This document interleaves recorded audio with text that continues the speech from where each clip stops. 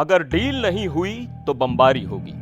Trump की इस धमकी के बाद ईरान ने भी कर दिया है साफ कि सीधी बातचीत बेकार है। क्या अब अमेरिका ईरान के बीच वाकई जंग की आहट है या फिर यह सिर्फ दबाव की राजनीति है? आइए पूरे मसले को समझते हैं। नमस्कार, मैं हूं सिद्धार्थ प्रकाश। जब एक तरफ अमेरिका के राष्ट्रपति डोनाल्ड ट्रंप खुलेआम धमकी देते हैं कि अगर डील नहीं हुई तो बमबारी होगी, और दूसरी तरफ ईरान का टॉप लीडर कहता है कि सीधी बातचीत अब बेमानी हो चुकी है, तो सवाल उठता है, कहीं यह बयानबाजी किसी बड़ी जंग की ओर इशारा तो नहीं कर रही? ईरान के विदेश मंत्री अब्बास अराक्ची ने साफ शब्दों में कह दिया है कि अमेरिका से सीधे बातचीत बेमतलब है। अब यह सिर्फ कोई रूटीन बयान नहीं है, बल्कि ट्रंप के उस खत का जवाब है जो उन्होंने ईरान के supreme leader ayatollah Ali Khamenei को भेजा था। उस खत में ट्रंप ने कहा था कि वो चाहते हैं कि अमेरिका और ईरान के बीच डील हो ताकि ईरान न्यूक्लियर हथियार हासिल न कर सके। लेकिन फिर एक ही हफ्ते बाद ट्रंप ने टोन बदलते हुए धमकी दे डाली, अगर डील नहीं हुई तो बम गिरेंगे। अब अराक्ची पूछते हैं कि अगर आप वाकई बातचीत चाहते हैं तो धमकी क्यों दे रहे हैं?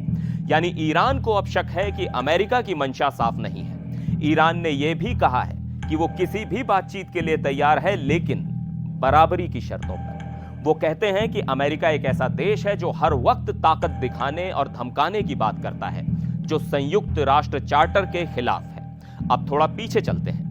2018 में ट्रंप ने प्रेसिडेंट रहते हुए JCPOA यानी joint comprehensive plan of action से अमेरिका को बाहर कर लिया था।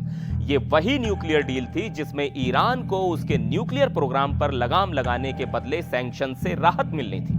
लेकिन डील तोड़ते ही अमेरिका ने फिर से कड़े प्रतिबंध लगा दिए और ईरान ने भी धीरे धीरे डील से पीछे हटना शुरू कर दिया। अब इंटरनेशनल एटॉमिक एनर्जी एजेंसी का कहना है कि ईरान के पास इतना फिसाइल मटेरियल जमा हो गया है कि उससे कई बम बनाए जा सकते हैं। यानी डील के बिना हालात और बिगड़ते जा रहे हैं। अब आते हैं हाल की धमकी पर। ट्रंप की धमकी का जवाब भी आया है, और वो भी सीधा ईरान के मिलिट्री बॉस से। इस्लामिक रिवॉल्यूशनरी गार्ड्स के चीफ हुसैन सलामी ने कहा है, हमें जंग से कोई डर नहीं है, हम कभी जंग की शुरुआत नहीं करेंगे, लेकिन तैयार जरूर हैं। अब देखिए, यह बात एक आम नेता नहीं, ईरान की सबसे ताकतवर मिलिट्री फोर्स के हेड ने कही है। इसका मतलब साफ है, ईरान अब पीछे हटने के मूड में नहीं है। लेकिन ईरान की हालत कैसी है? सच कहें तो मिडिल ईस्ट में ईरान की पोजीशन थोड़ी कमजोर हुई है।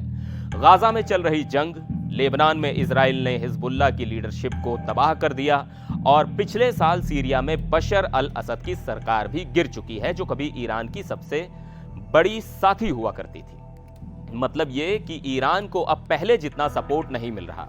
इसलिए वो कह रहा है कि हमारा न्यूक्लियर प्रोग्राम सिर्फ सिविलियन यानी शांतिपूर्ण मकसद के लिए है। लेकिन अमेरिका और इजराइल को इस बात पर भरोसा नहीं है।